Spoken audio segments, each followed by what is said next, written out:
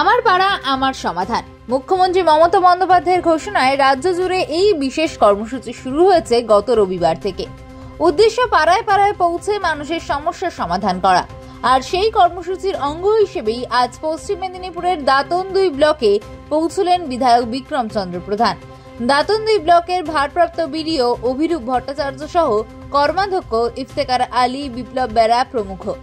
আধিকারিকদের এত কাছে পেয়ে যেন জমে উঠল আবদারের পাহাড়। রাস্তাঘাট সংস্কার, পানীয় জল, আলোর ব্যবস্থা, নানা সমস্যার কথা তুলে ধরলেন স্থানীয় বাসিন্দারা। সব কথা মন দিয়ে শোনেন আধিকারিকগণ।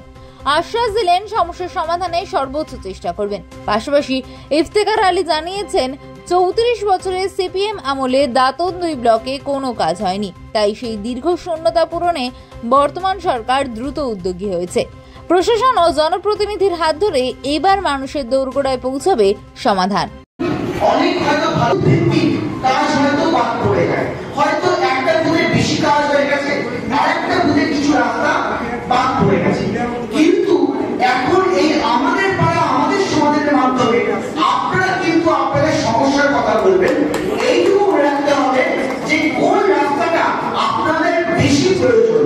হয়তো কোন একটা রাস্তা স্বাস্থ্য কেন্দ্র সামনে দিয়ে যাচ্ছে, হয়তো আইসিডিএস এর সামনে দিয়ে রাস্তা যাচ্ছে, কিন্তু সেই রাস্তা এখনো হয়নি, সেই রাস্তা খারাপ হয়ে পড়ে আছে।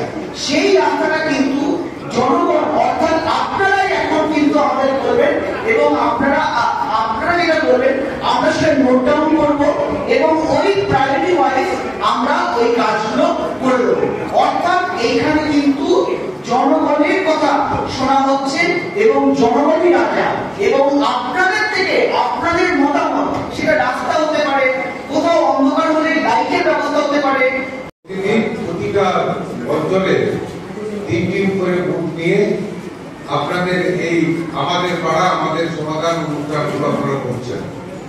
তেমনি আজকে টুলকা গ্রাম পঞ্চায়েতের অন্তর্গত টুলকা হাই স্কুলেই আমরা এখানে মিলিত হয়েছি 3টি সংসদ এলাকার নির্বাচক মন্ডলী এবং আমরা যারা পঞ্চায়েতের এখানে আধিকারিক আছেন এবং ব্লক স্তরে আমাদের বিডিও অফিসের যে আজকে আলোচনা, সেই এলাকার নির্বাচিত পঞ্চায়েতের সদস্য সদস্যরা এবং জেলা পরিষদের এই এলাকা থেকে নির্বাচিত প্রতিনিধি আছেন সদস্য, এবং আপনারা বিশেষ করে যারা আছেন প্রবীণ মানুষজন, আমাদের বিডিও থেকে শুরু করে আরেকজন সমস্ত প্রবীণ মানুষ যারা আছে, আমার মাও বোনেরা, প্রত্যেককে আমি যথাযথ সম্মান